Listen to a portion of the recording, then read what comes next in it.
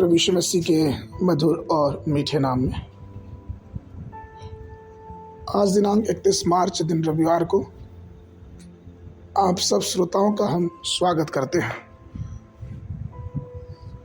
आज के दिन के लिए जो वचन है लिया गया है कुलुस्सियों की पत्री उसका 2 अध्याय 15 पद। और उसने प्रधानताओं और अधिकारों को अपने ऊपर से उतार कर उनका खुल्लम खुल्ला तमाशा बनाया और क्रूस के कारण उन पर जय जयकार की ध्वनि सुनाई। प्रियो, हमारे प्रभु यीशु मसीह के नाम से मैं अतुल्य अपम के सभी सदस्यों को अपनी प्रेम पूर्ण पुनरुत्थान दिवस की शुभकामनाएं देता हूँ।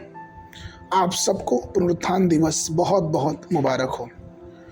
आज क्रूस पे हमारे प्रभु यीशु मसीह का विजय का दिन है। वह हमारा विजयी राजा है। क्रूस पर उसकी मृत्यु हम सभी के लिए एक बड़ी जीत को लेकर आई, जिसने हमें उन सब प्रधानताओं पे जीत दिलाई। प्रेरित पौलुस उन विधियों और नियमों के लिखावट के बारे में लिखते हैं जो मनुष्य के उद्धार के विरोध में थी। यह विधियां क्या दर्शाती हैं? पुराने नियम में मूसा के माध्यम से दी हुई आज्ञाएं एक विधियों के रूप में लोगों के ऊपर हावी हो रही थी।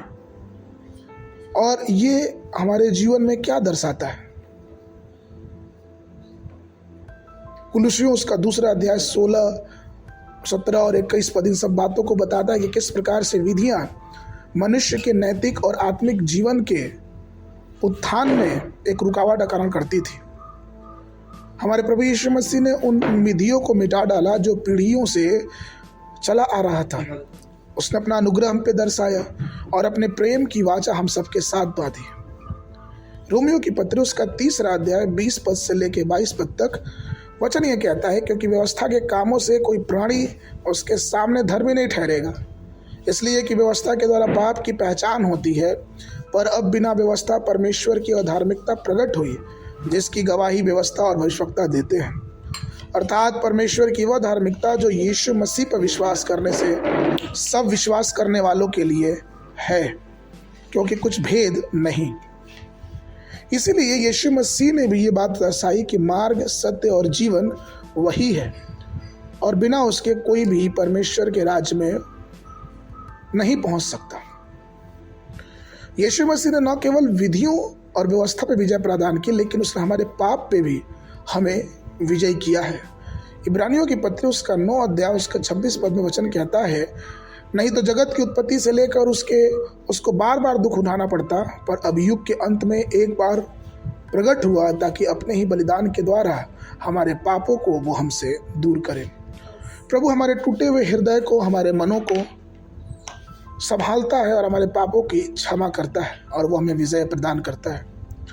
क्रूस पे मसीह के मृत्यु के बाद हम जो उसके पीछे चलते हैं, उन्हें भी ये विश्वास हुआ, उन्हें भी ये आशीष मिला और उन्हें भी ये विश्वास मजबूती से मिला कि स्वर्ग का दरवाजा हमारे लिए खुल गया है। इसलिए आज हम ये कह सकते हैं कि हे कब्र तेरी फतह कहाँ, हे मृत्यु तेरा डंक कहाँ, क्योंकि मृत्यु पे जीवन देने वाला हमारा प्रभु यीशु मसीह आज जीवित है। परमेश्वर इस पुनरुत्थान के दिवस पे आप सबको बहुत बहुत आशीष देवे। बाइबल अध्ययन के लिए पहला पत्रस की पुस्तक उसका 2 अध्याय 24 पद। और आप ही हमारे पापों को अपनी देह पे लिए हुए क्रूस पे चढ़ गया, जिससे हम पापों के लिए मर के धार्मिकता के लिए जीवन बिताए। उसी के मार खाने से तुम चंगे हुए। बाइबल अध्ययन के लिए न्यायों की पुस्तक उसका 11 और 12 अध्याय और संध्या के समय लूका रचित सुसमाचार उसका 6 अध्याय 1 पद से लेकर 26 पद तक।